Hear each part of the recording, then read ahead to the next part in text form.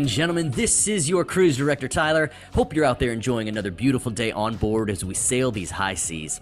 If you've ever wondered what goes on behind the scenes of a cruise, it's time for you to pull up a stool, grab a drink, and buckle in, because you're about to hear stories that no other guests have heard before. Welcome to the Crew Bar in an episode of Ship-Faced, Confessions of a Drunken Cruise Director and Friends. Let's sail away.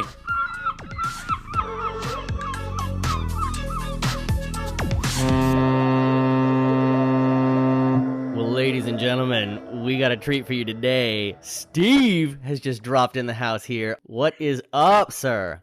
What is happening, man? It's so good to be here. So good to obviously hear your voice. Not that they know it, but I can see you too. Yes. Yeah, and it's a beautiful picture, folks. This is a beautiful man before me. The star of the sea. Man, it's been so long. So long. It has. I want to dive right in with you because we have got a lot of ground to cover. But I want to catch up with us of like, how are you? Where are you? How are you doing in life right now? Where do we find you today? So life is obviously a little bit different. I am more land-based now, so I'm back home in Delaware. I've got a beautiful little girl. Hey. Yeah, that is my nugget. And that happened about 3 years ago, so that definitely kept me back home as much as possible. Yeah. But essentially after Ships, I did come back home and start my own DJ company. We are the Delaware DJs. I have currently about 5 DJs that work for me, 4 photo booth attendants, and then multiple staff, and we cover the entire area. I definitely needed to continue being an entertainer after I got off Ships. So this was a great avenue, and it's actually been working out pretty well for me. So I'm super stoked. That is very exciting. Still mixing those beats. Yeah. Yeah, man. Yeah. Heating up those dance floors. You got it. And I love breaking it. hips all along the way. I'm not sure if it was the contract where I was with you on, but literally on my dance floor, like the dance floor was packed, everything was going, and a lady went down and broke her hip right then and there on my dance floor. Wow. No lie. What was she doing? Do you remember the dance move in particular? Sent her... It was probably the twist, and she twisted a little too much. She went for it. Exactly. Yeah, right? Well, You know, when you're only out there once a year, and she's just like, you know what? I'm turning it all the way up. They forget how brittle those bones are. Oh, yeah. Yep. Especially when they go down. Well, let's talk about how you got started then with Ships. You were how old when you pursued all this, caught this? It was 2011. So my origin story was probably a little bit different than most. I randomly started working with a local cruise line. And when I say local, I mean literally they just went up and down the river. And I was a singing DJ for them. Come on. Yeah, I kid you not. And then I got the idea in my head, like, well, I wonder if I can do this on like a real cruise line. So it was that night.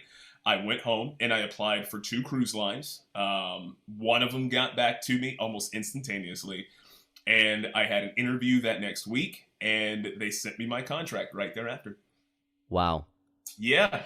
And my first contract was all the way out in Alaska, and I had never even been on an airplane before in my life. You'd never flown? Never flown in my life. And my first flight was all the way from Delaware to Anchorage, Alaska. Wow.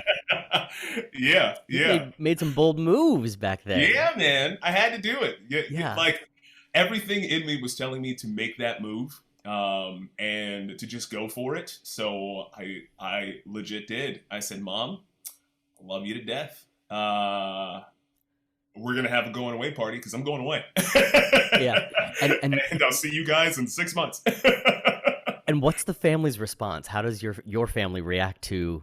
It was a mixture. They were very happy for me. And continuously were, but obviously my mom was super worried. My mom, she really has like never left the Delaware area like in her life. Never really been overseas except when she was like a child. Very much a homebody Okay. for sure. So for her, the idea was just out of this world. Mystery. What Yeah, what are you doing? yeah, like why? And What? like you What? knew.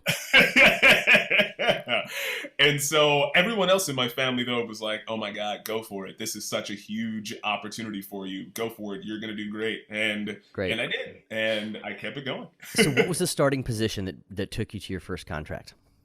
I was DJing literally in high school and continued through college. And so in high school, I my first gig ever was DJing my own homecoming, my junior year of high school. Amazing. No, I was horrible. I was so bad. Like I am. DJ sucks. Yeah, It's I was Steve. so surprised that they allowed it.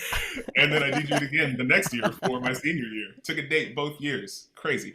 I mean, hell, if you're gonna fail at a prom, your own Oh prom. man, I'm telling you, you better believe it. So growth. there was no going back.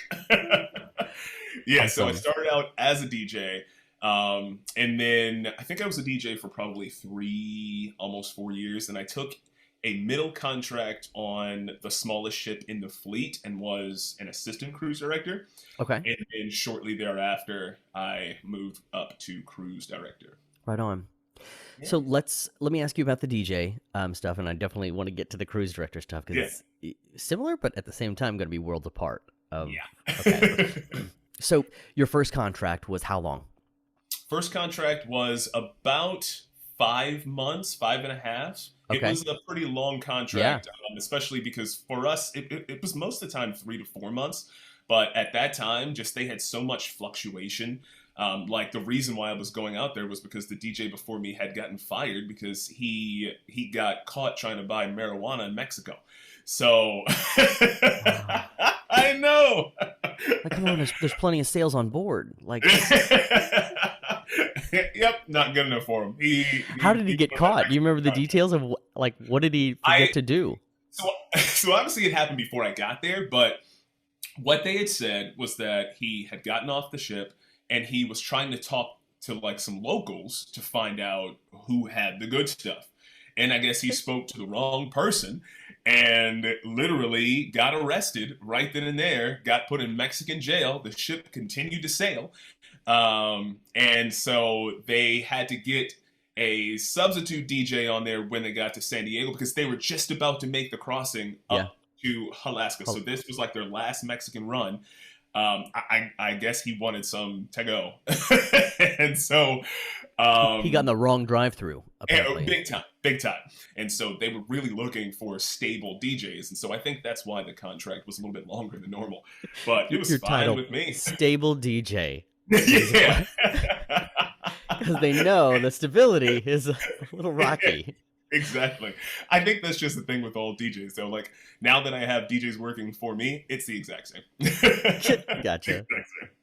Just hopefully not getting arrested in Mexico. Right. I had not a similar experience, but I mean, when I was a guest on board, I can't remember what Caribbean island we were on. Maybe I can't recall, but like me and a couple of the guests were just on a beach like blocks from the gangway and everything from boarding the ship, and we made it's the same things. Like, you guys want some weed? Like, sure. So right there in the middle of a crowded, we were obviously really well buzzed in our drink. That we just did drugs in the middle of a crowded beach. Like, not the brightest things happen, but like you'd think an employee would make a brighter decision knowing you can get thrown into a Mexican jail. Yeah, especially since somebody's sitting there with their cell phone like, is that our cruise director? Right. If I put this hat on, they won't recognize me. Good luck with that. Right. Okay, so I mean, you boarded this contract knowing, hey, this position can be terminated. So you started with the knowledge that there are things one can do that can easily get you kicked off a ship. What did what was your pay scale for this first contract? So I think it was probably $86 a day, which I was just happy to get. Like, honestly, I was, you're out there. It's all about the experience. Yes. And so first contract, $86 a day. Sure, no Yep, problem. I recall. I Yeah. think like up top you're like, "Oh my gosh, I'm getting paid this much a day." Kind Yeah. of in but also I'm Yeah. sailing and I'm cruising and I'm Exactly. seeing the Yeah. world. And For free. sure, it's that trade-off, but then you do a contract and you're like, "Oh my god." Like Right? you break I down like, paid "Wait a 86 minute. bucks a day for Nah." working 12 hours a Yes. day. And putting that smile on all day long. Exactly. The whole time. I no longer have cheekbones. They're just rocks in there now. Just permanently there. I'm telling you. He's got the most solid cheekbones in front of me, Yeah. folks. Those muscles got worked for that Oh yeah. 86 bucks a day. Big time. Big time. Um, yeah. Okay. So you get on board the ship doing your Alaskan run. What do your entire responsibilities look like? Run us through the quick task list of what DJ does. So back then, so this is with the original format of DJing. The DJ position transformed dramatically, and it's even something different now after all the 5 changes. There is no more DJ on that cruise line. So when I originally started, what you would have is in the morning. I'm trying to think of what my first morning activity was. It was probably a sporting activity. So back then we had a DJ plus we had a lifestylist, and they liked to team us up on a good amount of the sporting events where they knew it would be popular. So in Alaska, you probably had some type of sporting activity that also involved the cold. So like we would have the polar bear plunge. That was typically a morning activity. So Yes. at 10 a.m. you're out there with the rest of the explorations team, and they're all inside their polos, and everybody's outside freezing their butts off, and all the guests are all half naked, ready to plunge into the outdoor pool. We throw ice in there, so on and so forth. And then eventually you end up in the pool as well. And Inevitably. so you'd have to rush and dry off because you definitely had a 11 o'clock of some kind. So I typically had like a bingo. So I ran bingo typically in the morning. I would have a small break for lunch. Then right after that, I would probably run some type of trivia or a sporting event close to that 1:30 time. Then it would be whichever one I wasn't doing right after that at the 3 o'clock slot. So if it wasn't trivia the first time, or if it wasn't a name that tune that time, then it was the other. And then I would have probably a second bingo right before the dinner time. Then I would have a little bit of break, which is where I had to eat, I had to shower, I had to change, because obviously your daytime outfit is different than your nighttime outfit.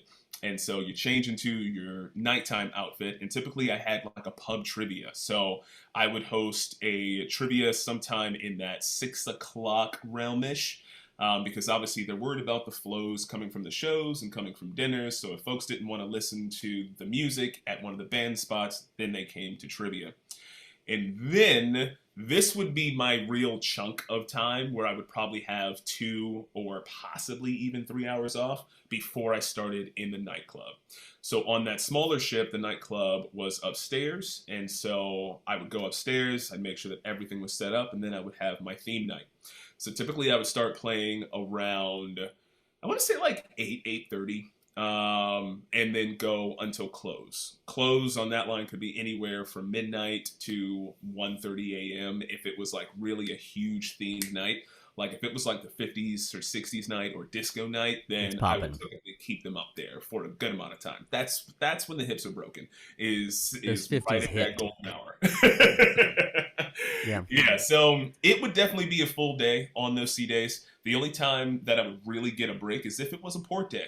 And on that port day, I would still have those morning activities, but I would have a solid amount of time in the middle of the day where I could go off and do something, hopefully. It really just depended on your cruise director and your event manager. Some of them were big sticklers and they were like, nope, we're keeping all the sporting activities throughout the entire day. And others were like, dude, just go off and have fun. You're only making 86 bucks a day. Right. Just do something fun. Go grab some crab legs at Tracy's Crab Shack or something and come back with some kettle corn and we're Right. good. So it would just depend on who your management was. Honestly, I had some that were serious sticklers and I rarely got off the ship. And I had some that were just super cool and just they understood the mission. They know Yep. that passengers aren't on board, and yes, you may have those two people that show up to bocce ball, but those two people will be okay. They'll be just fine. Yeah, if Hi, you get off and have a there was burger. no DJ, there was no host at Yeah, Bocce. yeah, right. Shh, shh, shh, shh, shh. Yeah. All right, Gretchen. All Yeah. right. Go. They'll be back later. We're gonna And do you'll a get to special play your bocce ball just for you. Yeah, just for you. 2 a.m. Yeah. No, it's funny you're mentioning this. Like, I remember I have pictures of you and me. We did this excursion with that Okay. show, The Deadliest Catch. We went Oh, and did in yeah, Catch a man. Can. Yeah, You and dude. I holding the crabs up, all bundled up and freezing. So I need a copy of this picture because I do not have that picture. a copy's literally going to be a scanned copy because I have a physical. That was. How old are you? Can you develop these for me, please? Exactly. No, I think that was on my first Old. iPhone. Yeah. Oh, that's awesome. That's great. Well, I mean, okay, that honestly, it's like that is a packed day. On Yeah, top yeah. of you're just on. You just have Mhm. constant, no matter what position you are on board, guests are seeing your name badge, so you are the source. You are the Exactly. answer for everything. And I mean, especially with me, folks would see me on land and know that it's me, and there is zero time for me to be off. Like, I can't be an asshole Steve on land because that translates to, oh, well, he was not nice to me, and I'm gonna Right. rate everything low because of that Steve guy. Right. He's the worst DJ I've ever seen. He didn't even speak to me at the new And he didn't beach. even Just walked right on by us. right on by. Nice Like I'm buns, supposed to but still table touch while I'm at a random port of call in Ketchikan. right. I should just talk to every stranger I see. There's 5 ships in. I don't know if you're on my damn ship. Exactly. It's real. There would be times when I just be walking and I would hear my name like called, like I was on a hallway of the ship, and it's like head down, beeline to where you're going, so you get a breath of. No, I didn't have that luxury. No. Oh my gosh. Oh man. So, you get to these ships and you know no one. You don't know this world. You don't know anyone. Tell me what your first weeks were like. So super interesting because, as you know, folks on board are a different breed. People who work on ships are 100% a different breed, and it's really hard to describe it to people who just haven't experienced the life. Like literally, in my first 5 minutes on board, my first ship ever, the person walking me around was the lifestylist. And in the first 5 minutes of me being on board, I saw her tramp stamp tattoo that had my name on it. 5 minutes. I can't make that up. I cannot make that up. I kid What? you not. I don't She's compute. Literally like, hey, welcome on board, la la la la la. So you're probably like gonna see this anyway. So let me just show you now. And literally lifts up the back of her shirt. It says Steve there as a tramp stamp on her back. Can't make that up. That's incredible. Yeah, and that's what set the precedent for Yeah. the rest of my cruising Wow. career. Is that right Wow. there? I wonder if that was like an incoming. We got a new DJ coming. Here's his name, and she went and got Yep. that in like a local. No, I'm sure that this was probably some ex-boyfriend from way long ago, and it just so happened to also be my name. Wow. Yeah, What a great dude. welcome. If you ever work on ships, you just know that everyone has a mentality of we're here for one purpose. We are here to travel while we're making a little bit of dough doing it. No matter what you're doing, even if you're working inside of the spa, if you're working in the casino, we all still have a similar mentality because we left home. And we're okay with being away from home for months at a time. And that is a huge, huge, huge part of what makes us okay with being out there. And honestly, what makes us who we are and able to do our jobs. And that mentality is, like I have said, is literally a different breed of person. And so since we all know that we have this same mentality, And there's so much that goes along with that, like a good amount of carefreeness, a good amount of openness. And that leads into a whole different plethora of fun, but issues and drama that Like what, Steve? makes up. Yeah, yeah, like what, Steve? That literally just makes up crew. Um, and what also made it so interesting was learning the divisions of people and the hierarchy. It's interesting walking into the officers' bar or even the petty officers' bar, and looking around, seeing the divisions, but seeing the crossovers, um, because you can just see how some folks try to branch out while others just want to stay in their own little corner, and just be with their people. And then you also have a mixture of so many different nationalities. So you're going to hear various languages throughout, and you have no idea what the hell some folks are saying about you sometimes. Yep. But that's just how it is.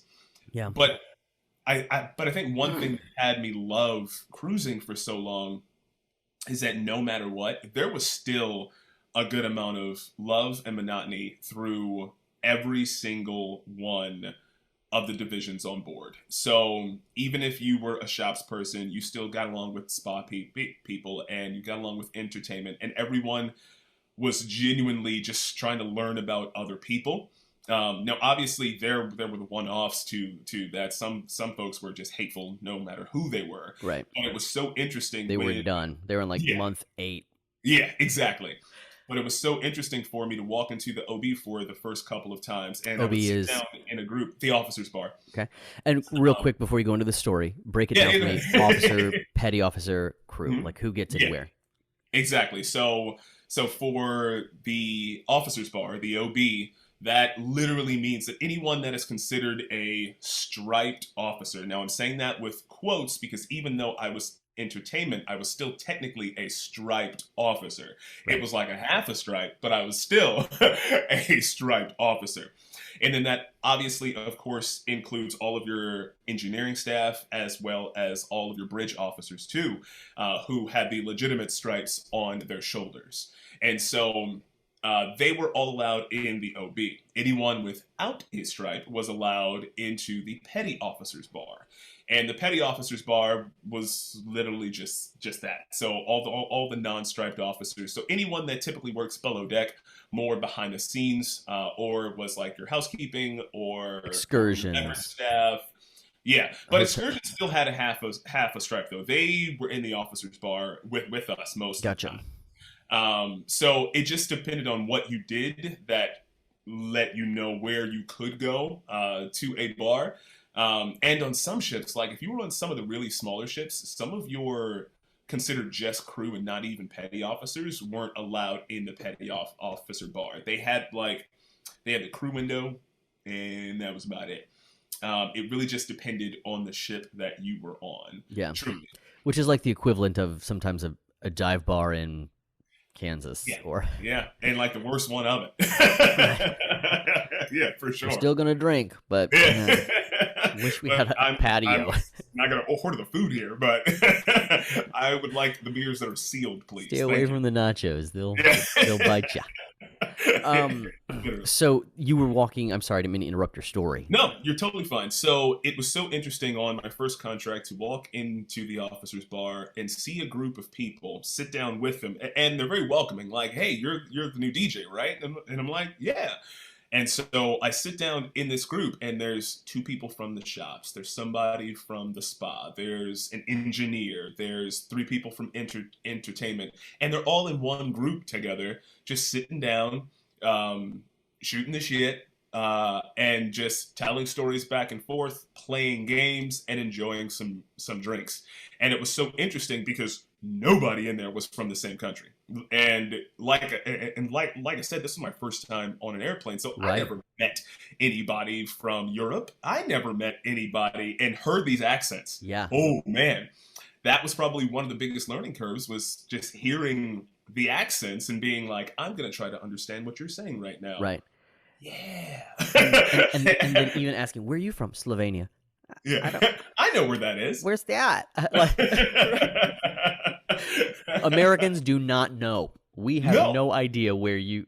Yeah. No idea. We barely know where our own states are. You could literally walk around with a map with no names on it right now and ask somebody to write down 20 places in the right spot, and they would be like, Texas. Okay, so I live here. I can do the 4 surrounding states, and I know where California is and Florida. Maybe Washington? Maybe?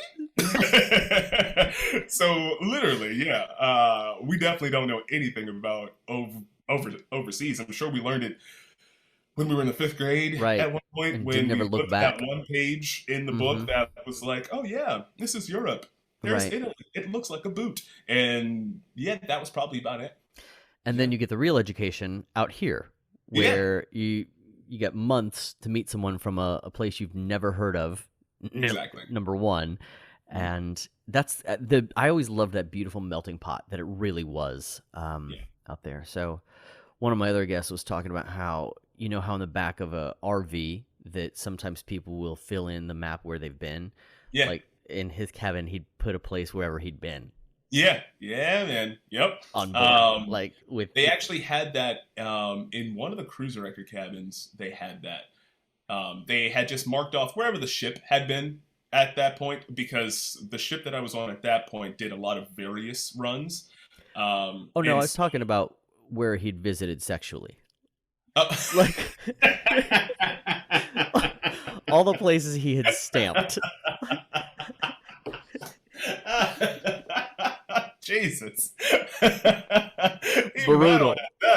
Now that is a map. Mine's just an Excel spreadsheet. I mean, come on. I bought a shot glass. Exactly. I actually have a Starbucks cup from each one of the places.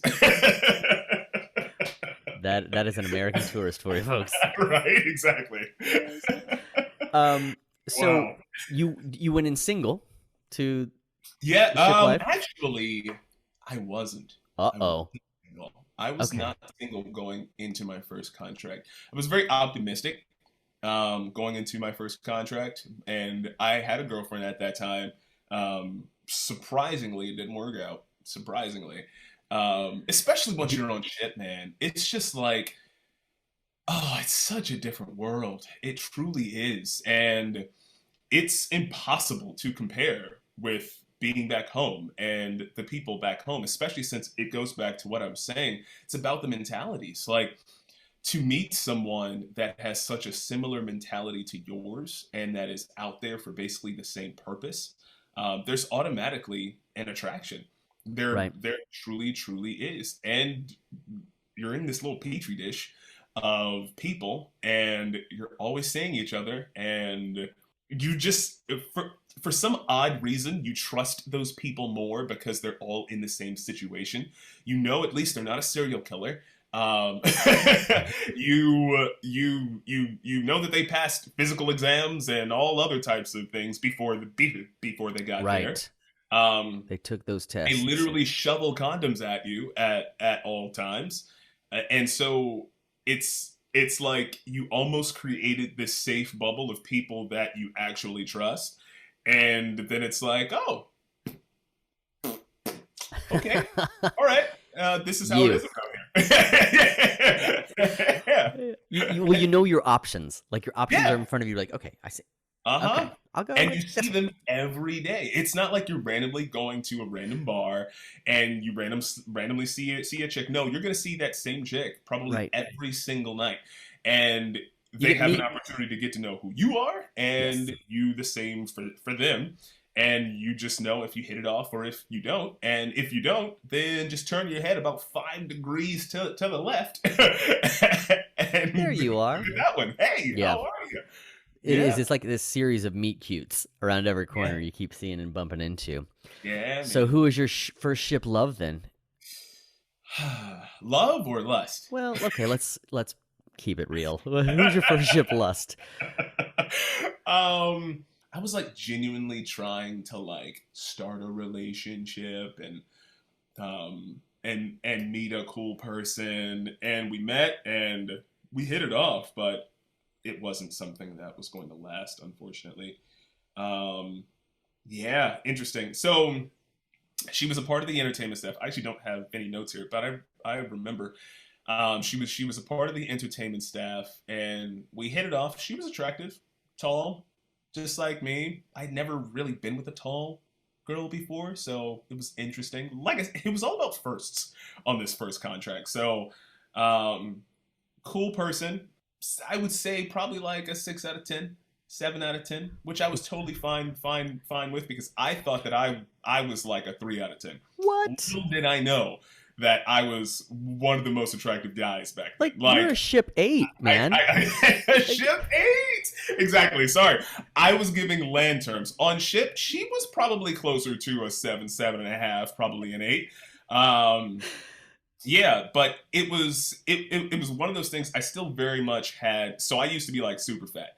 And so I still had this like fat boy mentality of I'm not that attractive and she's talking to me. So, oh my God, this is awesome. Yeah. And so I was very, very good. I was super, super sweet. I remember like buying flowers, and we went out, and she had a boyfriend back home.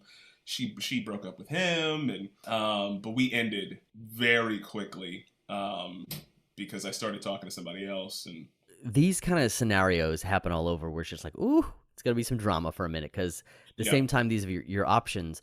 Once you wrap, like, ooh, you still got a few months to stay with that, right? Exactly. And that's what makes it so complicated, is because like you still have to be on the ship with these people. You still have to work with them. You see them every single day, morning, noon, and night. And stories go and linger and they spread very, very quickly. Right. Very, very quickly. And as I learned later on, it also just goes ship to ship. As soon as someone hears, oh, so Steve's coming to your ship, huh?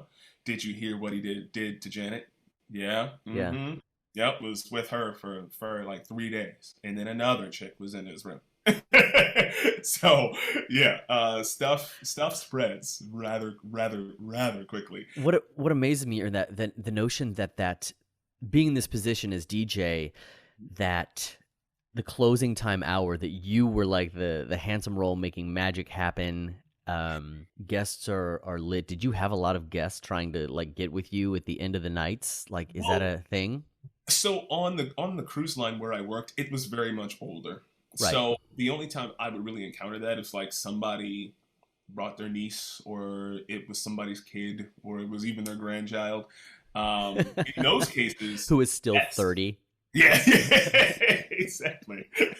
In those cases, it was pretty easy, because I was the young, attractive DJ at night. They just wanted to do something that wasn't sitting in the room with grandma, so they came to the nightclub, had a couple drinks, and since typically after like 11:30, there's not many people in there, and so we're just chatting and shooting the shit. Can I play you a song? Can I buy you a drink? You know, I've got an expense account that's got all $43 on it. Let's go crazy, you know?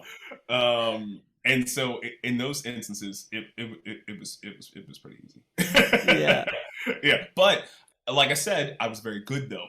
And so I probably didn't fraternize with a passenger until... Refer to your list. Yeah, not until 2013. He took a calculated risk in 2013. You got it. She must have been worth it.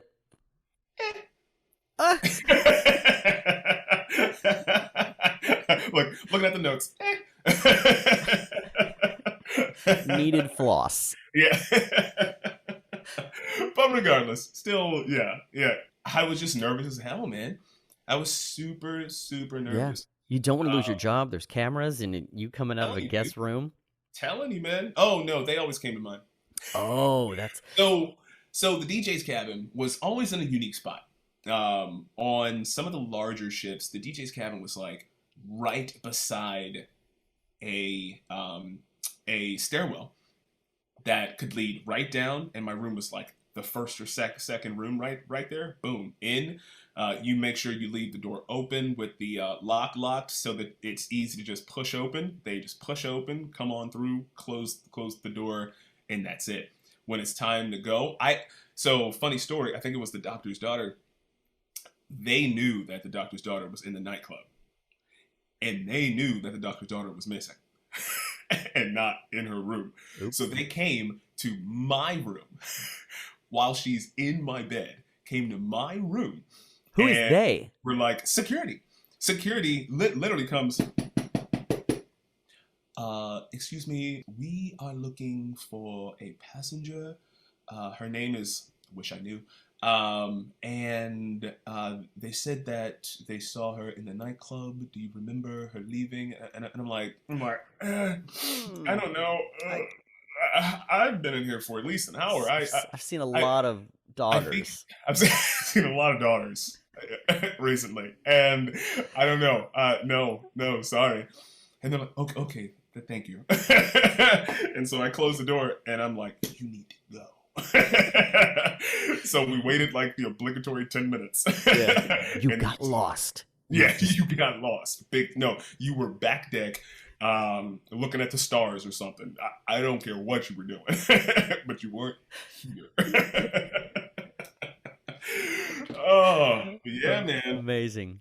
That was probably one of the only times where I was like super scared. I was like, holy hell, I'm gonna get caught and get in trouble, and it's all gonna be over right here.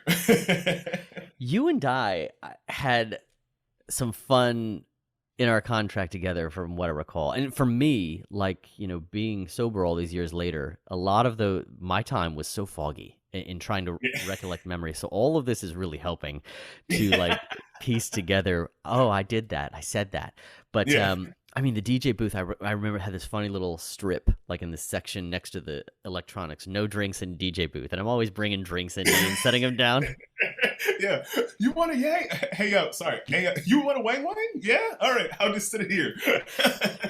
And I was looking back through our messages. You'd gone to another ship or something. And I'm like, Steve, what's that drink? What's that drink that gave me the boost? You're like, it's Red Bull with 2 vodkas and a splash of... Yeah. Yep. Oh, man. That drink is still notorious. I kid you not. I got a message from somebody no more than about... It was right before COVID. I got a message, and they were wondering, how do you make that drink? And I was like, it's this, this, this, and this. And they were like, thank you. And I was like, make good decisions. He's a cocktail surgeon and DJ. He's skilled professional. You got it, man. So this notion that when youth lands on board a cruise line where the demographic is sometimes older is just like jackpot for the crew to have youth on board to, number one, just talk with and engage with, but also the options like, it's been a long 3.5 months. Yeah, but it can really only work if you're in the right position. Like, DJ is probably number 1, and then probably cruise director is number 2. Because they get away with anything. And it's like kind of your job to be out and still socializing with people. Right. You know what I mean? Doing my duty. Thank you. Like, it was literally our job to be out there talking to people late into the night. Like, that is in our job description. Everyone else, it'd be like, so why is this chef up here right now just sitting in the bar talking to this chick? It raises flags immediately. But if the DJ is, crazy idea, DJing and talking to a passenger, that's exactly what he's supposed to be doing. So red flags aren't raised, but you're also the first person that they look at. Right. And that's where they typically are, is a club. And I mean, I would pass through that all the time just because it was so much fun to come do a quick dance, have some fun, connect with guests. Yeah. I do recall one occasion where I got into a bit of a situation that you were the hero and rescued me from danger. Oh, God. What is where I had met some young like college kids or something and just having a blast, and they're like, where's the after party, blah blah blah, and I'm already like, it is my bedtime with multiple cocktails, and I'm like, I don't know, well, I've got a bottle of blah blah blah in my room, and so I went and got a bottle of blah blah blah, whatever it was, went to their room and hanging out, drinking, having fun on their balcony in a guest's room, like doing my duty. And I think the next day I told you about it, and you're like, wait, which one? Who? And I'm like, that girl. She's the one with this group of people. And you're like, she's not in college, dude. And we went to the computer system and looked up, and it's like, and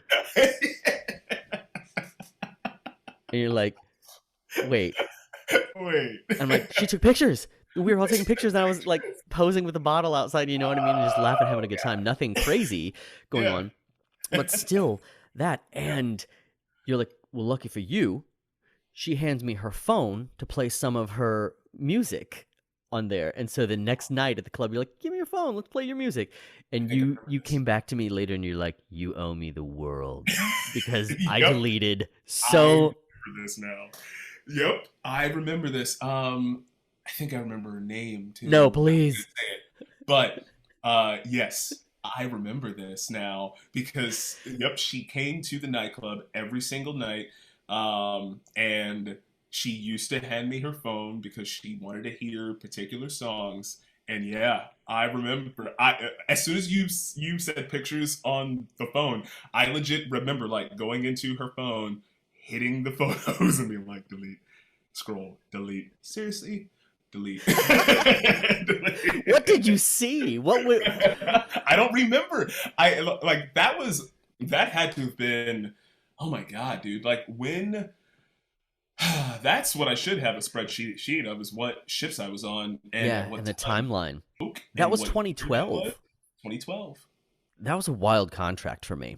Not like every contract wasn't, but I was in a place, man. Wait, dude, that was the contract with the doctor's daughter then. It was. It was. It 100% was. Yep. Timeline works out because I see when I change ships, yeah, 110%. I love it. Yeah. Wow. I was on board when you doctored daughtered. Yep. Yep. And see, you had no idea. None.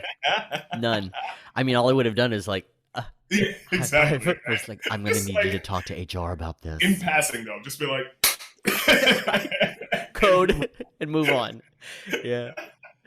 God, I was a very free cruise director, I believe. Yeah. For the most part. Yeah. Yeah. 100%. Yeah, no doubt about that one. When I think of you, unfortunately, the one instance that always peeks to my mind is that one day. That is the one that peeks directly into my mind every single time I hear your name. But it's only because it was an experience for me as well. You know what I mean? And honestly kind of thrusted me in the direction of switching roles myself. You know what I mean? Yeah. Because I knew that the staff had enough faith in me to possibly help. And so, and I think that was also like reflected in my reviews and so on and so forth. Yep. But at least I knew that there was at least enough trust in me personally to be able to step into that role if it was necessary. Yep. You know Tell me what I about mean? that one day.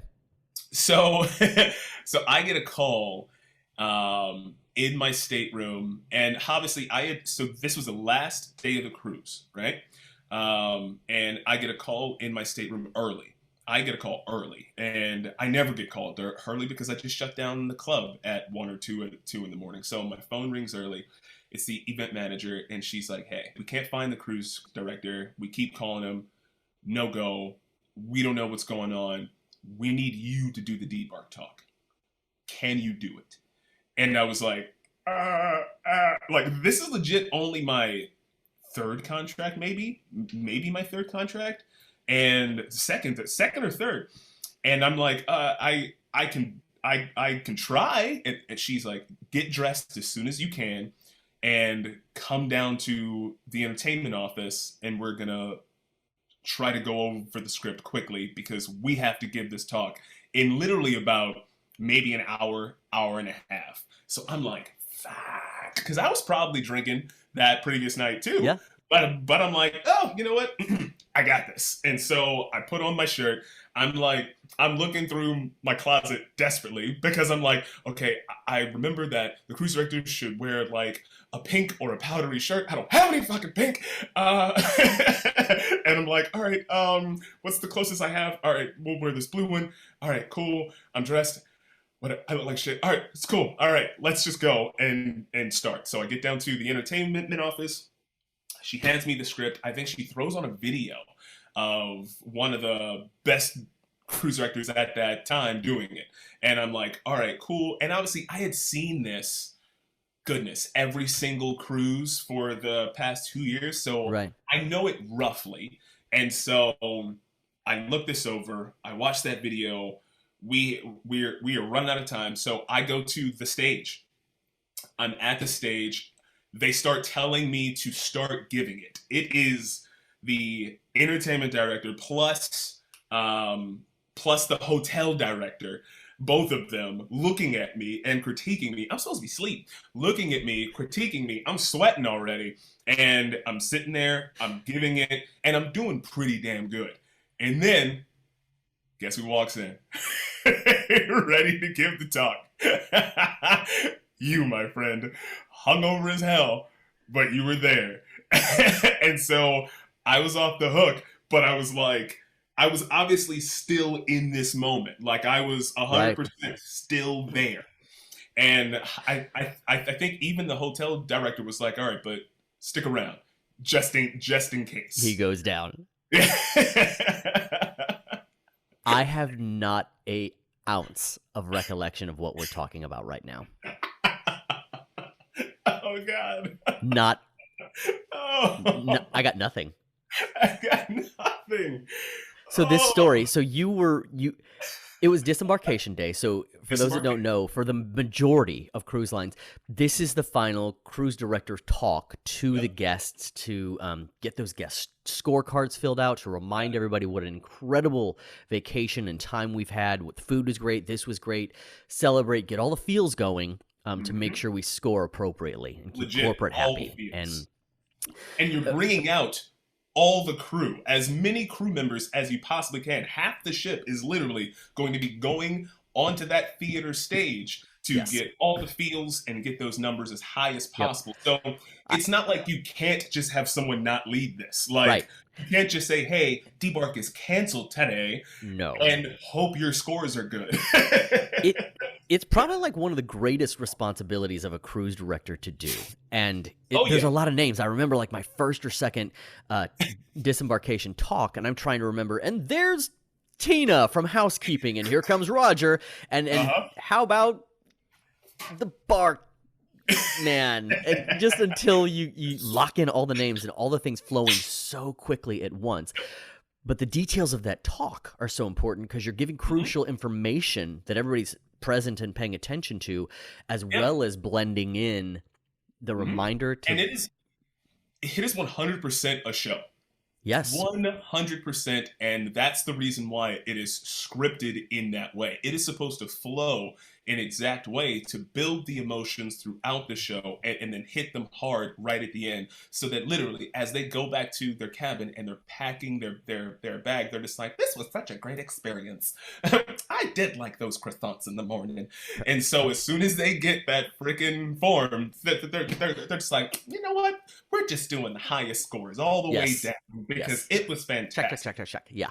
And that's why it's such an important talk. Yeah. And I was AWOL. I was nowhere to be found. And this is a talk at like noon. Yeah. Right? Cruise guests ain't getting up at like 9 or 10 a.m. for this. This had to be like an 11:30 or 1 o'clock meeting. So I'm hungover, recovering somewhere. This categorizes too much of my experience of chasing the day and trying to keep up.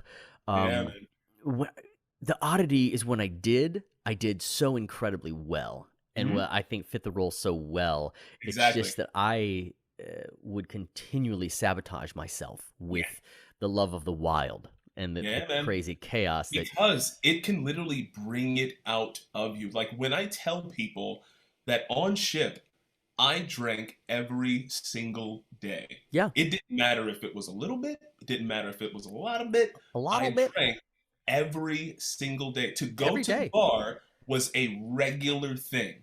You finish what you're doing, or even in between what you're doing, you go to the OB, you grab a drink, you talk to somebody, and then you go back out and do what you have to do.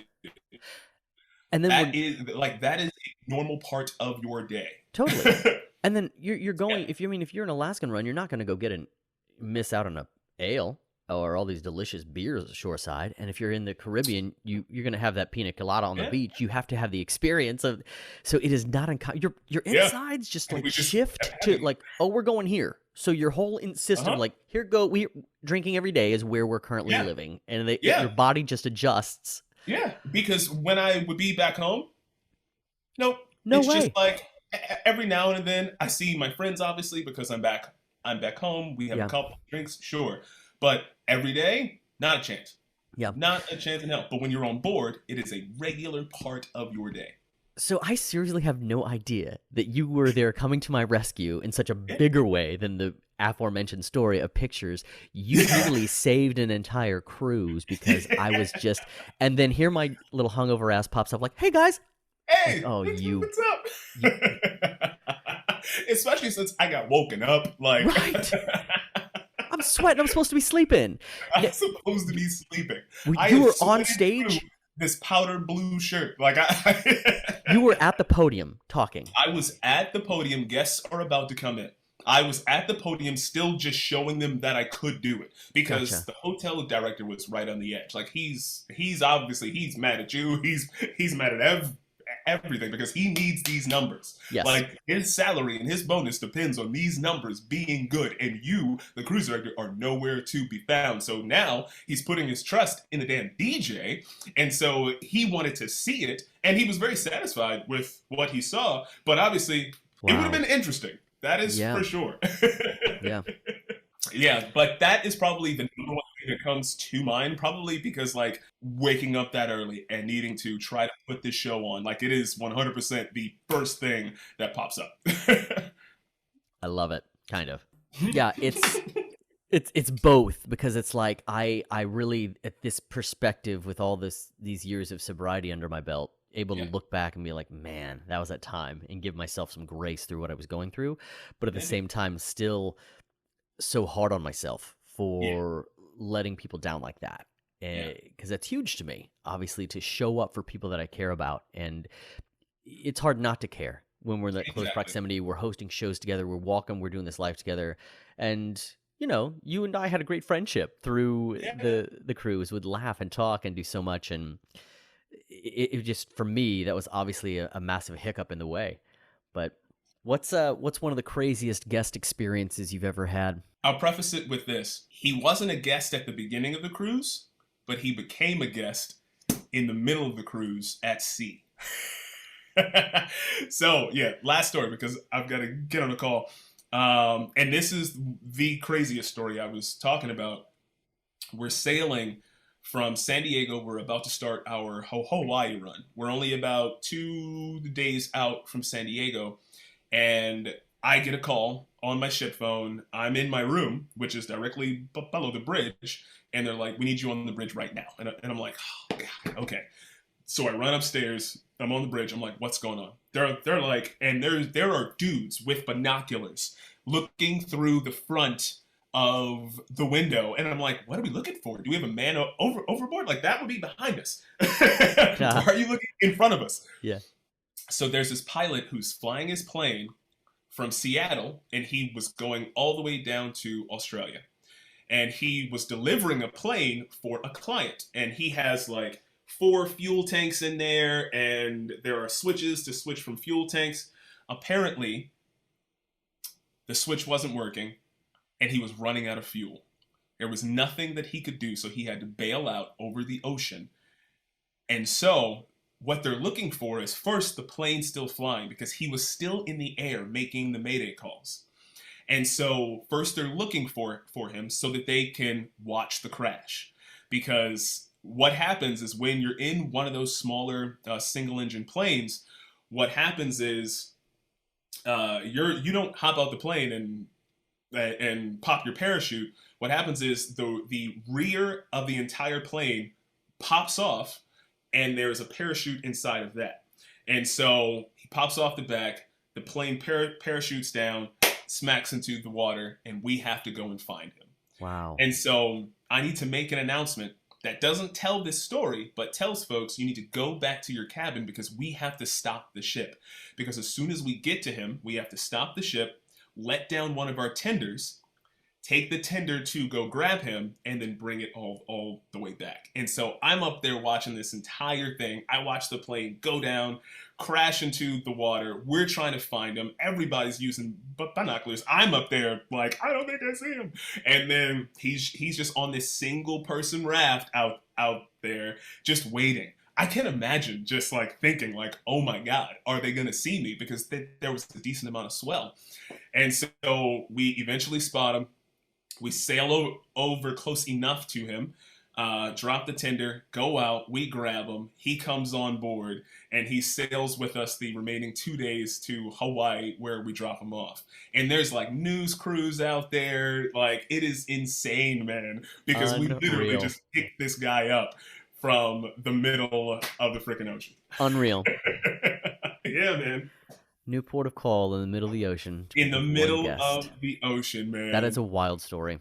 What before we run out of time, I want to make sure to get one question that I ask all guests is, what do you think it takes to enjoy this journey of life? It takes a lot of self-love. And let me tell you what I mean by that.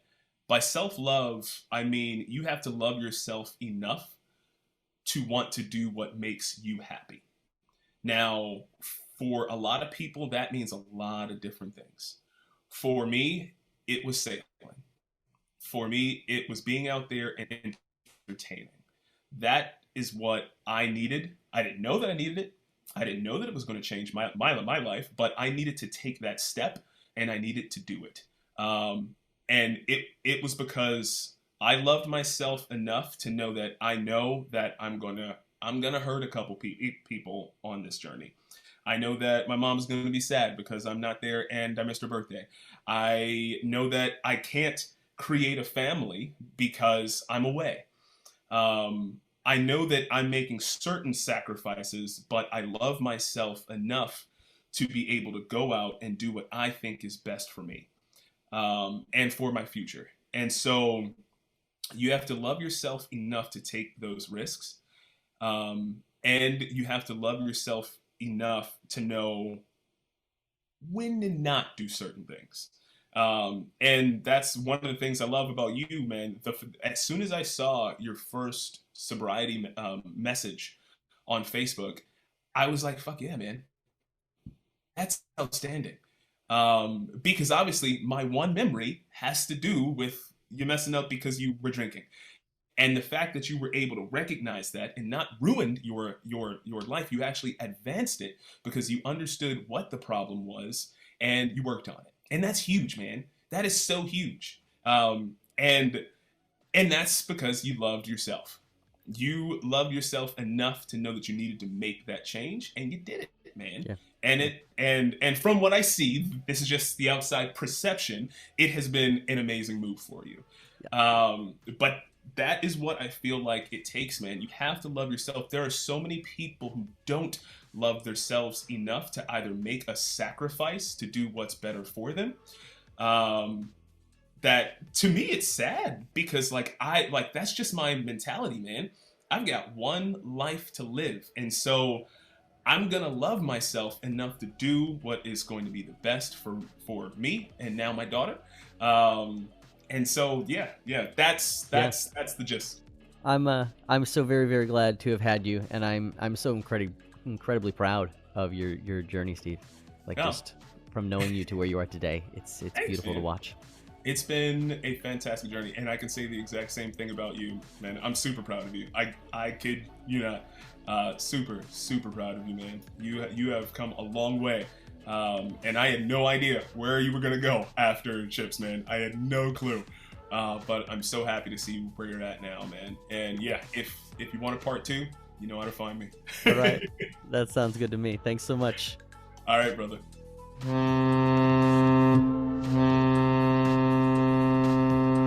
Thank you for listening to this episode of our Wild Stories at Sea. If you have any crazy endeavors out on the Big Blue, email me at cruisedirectortyler@gmail.com. That's cruisedirectortyler@gmail.com. We would love to hear your stories either on board or from the crew bar. And that's it for this port of call. Join us as we sail on to the next wave of outlandish stories on Ship-Faced, Confessions of a Drunken Cruise Director and Friends. A quick disclaimer, while this podcast is based on the experiences of me and my guests, certain details may have been modified, and for privacy purposes, names of any all parties may have been changed. The views and opinions expressed here are mine and my guests, and not that of any brand I may be affiliated with. Yes. Stop recording.